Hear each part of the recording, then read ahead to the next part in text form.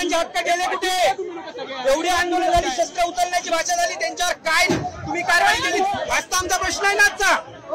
आम्ही आंदोलन पोलीस आयुक्तांना खरं तर निवेदन देण्यासाठी मराठी एकीकरण समिती येते आणि त्याच्या अगोदरच जर त्यांच्या कार्यकर्त्यांवर किंवा मराठी माणसावर जर अशा पद्धतीचा अन्याय करून जर तिथून उचलून इथे आणण्यात येत असेल, आज गरज आहे मराठी माणसाला एकत्रित येण्याची आणि आम्ही तेच करतोय. मराठी माणसाचा आवाज होऊ शकत नाही. बोलू शकत नाही. हा विषय धार्मिक ना, आम्ही तेच सांगतोय. हा समाजिकाचा प्रश्न आहे, त्याला समाजिकापुरता मर्यादित ठेवा.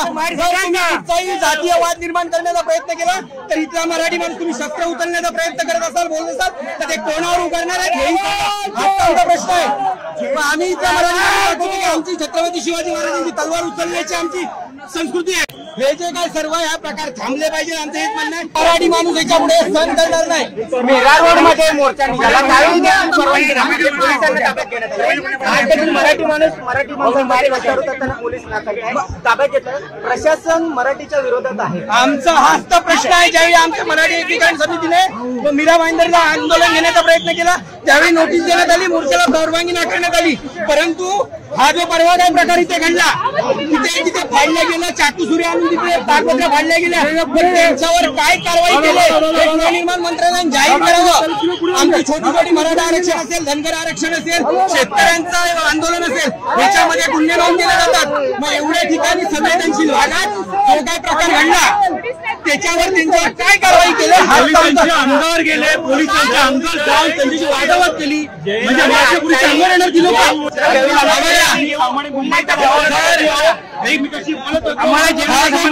हा जो प्रकार आहे त्याचा पोलीस प्रशासनाला इथल्या शासनाला शासकीय व्यवस्थेला दिलेलं आव्हान आहे. ते शासकीय व्यवस्थेने कसं निस्तरायचं जर ते इथे बाहेरून येऊन सांगू शकत असेल कोणा एक लाखाचा मोर्चा काढतो, आम्ही मराठी आहोत ना बनत, आम्ही मराठी आहोत, आम्ही दाखवून देतो मग आम्ही कितीचे मोर्चे काढू शकतो. आज आमच्या मराठी मातीचं दुर्दैव आहे की आम्हाला आमच्या महाराष्ट्रात आमच्या स्वतंत्र भाषिक राज्यात मराठीच्या अधिकारांसाठी भांडावं लागतंय. हे आमचं दुर्दैव आहे. पण ह्याच्यापुढे सहन केलंच जाणार नाही कोणत्याही परिस्थितीत. आपण बघितलंय की जैन आंदोलन करत होते तेव्हा मोठ्या संख्येने इथे आलेलं पाहायला मिळालं. राज्य लोक कुठे मॅडम तुमचा गैरसमज आंदोलन केली गेली त्याला विरोध नाही झाला, त्याच्यावर किती कारवाई झाली. आम्ही फक्त बाईट देत होतो, अजून आमचे कार्यकर्ते यायचे गोवर्धन साहेब लक्षात घ्या. फक्त बाईट देत होतो तरी आम्हाला इथे मराठी माणूस आहे, मराठी माणसाचं राज्य आहे, मराठी भाषिकांचं राज्य आहे. किती माणसं म्हणजे काय उद्या अखंड मराठी समाज इथे उठेल. ही जर नाट्य बंद नाही झाली तर अखंड मराठी समाज मात्र इथे उतरण्याची राहणार आहे निश्चितपणे.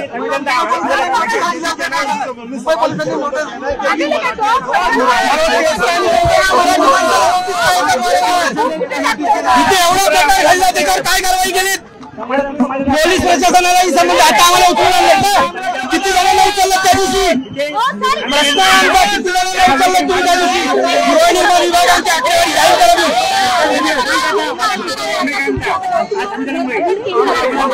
नक्कीच आमचे जे काही मराठी माणूस एकत्र येईल आणि पुढची भूमिका मात्र निश्चितपणे ठरवेल. सगळेजण मराठी समाज मराठी माणूस खरं तर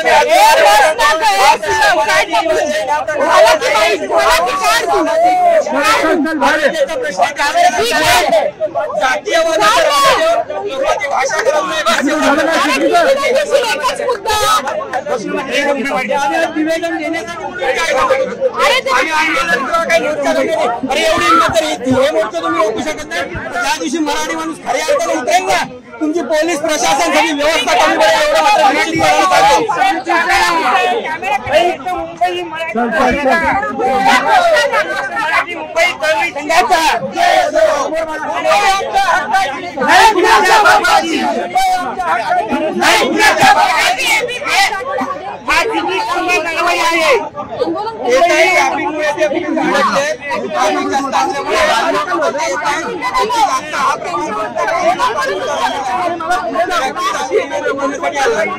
पूर्ण महाराष्ट्रातल्या जनतेला एक आवाहन करू की हा प्रकार सामाजिक आहे, हा आरोग्याचा विषय आहे, पण काही जातीय प्रश्न निर्माण करू नये, माझ्यामध्ये जातीय वाद घालू नये.